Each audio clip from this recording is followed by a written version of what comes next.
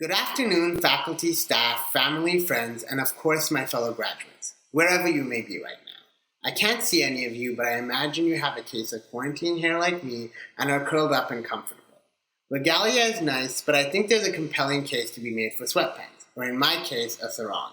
My name is Abdullah Shihipar, and I'm graduating with a Master's of Public Health today from Brown. I'm coming to you from my apartment here on the territory of the Narragansett and Wampanoag peoples, what is presently known as Providence, Rhode Island. As I begin my speech with this land acknowledgement, it is worth noting that the Wampanoag people need your solidarity as some of their land is being threatened. You can Google for more. So first of all, congratulations. You're graduating with a master's degree from Brown. That's a big deal. Give yourself a round of applause, and if you're watching in support of someone, also give yourself a round of applause, because you showed up and that matters. Now, I want you to think back to when you first got to campus, or you could pull up Facebook and scroll down, whatever is easier. For some of you, this may be a year ago. For others, almost 2 years ago. Think about how you felt your first few weeks here. I don't know about you, but when I first got to Brown, I felt out of place and isolated. I missed my family and friends in Toronto, and Providence felt lonely and unfamiliar. The first 2 months seemed to drag on.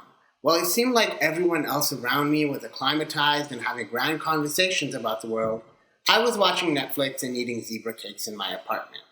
At times, I wondered if grad school was right for me. Sometimes I felt like an imposter. But slowly, over time, things got better. As I met more people across the university and across Providence, my support network grew. I joined Dr. Brandon Marshall's lab and worked with a team of 20 people researching how to prevent overdose. Through my work as a communications scholar at the School of Public Health, I became pals with a bunch of staff at the Dean's office. I joined our labor union and met other grad students organizing for a contract. I met dozens of Muslim students who, together with former chaplain Adnan and his family, provided me with a warm spiritual home on campus. At night, I worked with undergraduate students who are passionate about ending the prison industrial complex. Everyone I interacted at Brown provided me with some sort of support. Whether it was the on-call driver who would ferry me to Providence Place Mall to watch a late-night film, or my swim instructor at the Nelson Fitness Center, who, despite my inability to advance from the beginner to the intermediate class in my 2 years here, never once showed his frustration.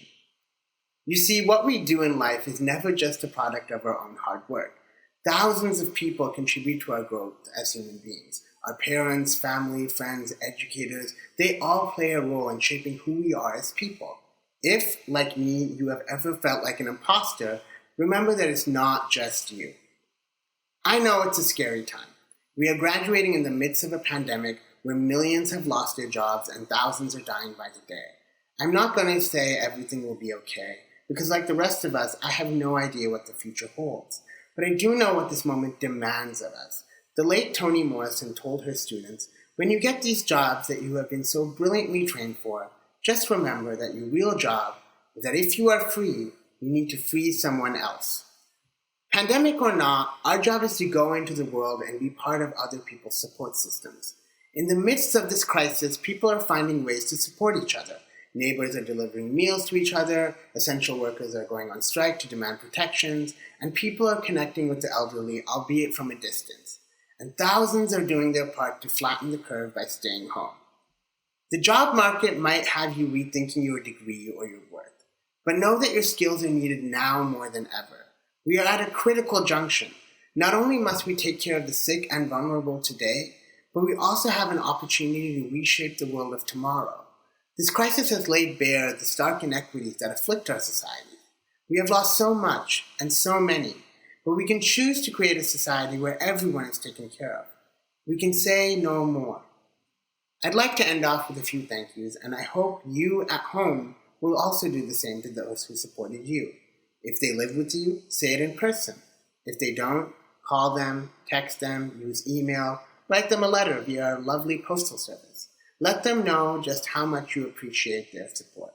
Thank you to my parents who are watching from Texas, who have sacrificed so much for me. Thank you to my siblings who have been an endless source of support. And thank you to my friends and family from Toronto, Providence, and all around the world who are watching. Thank you to God, and finally, thank you all for watching.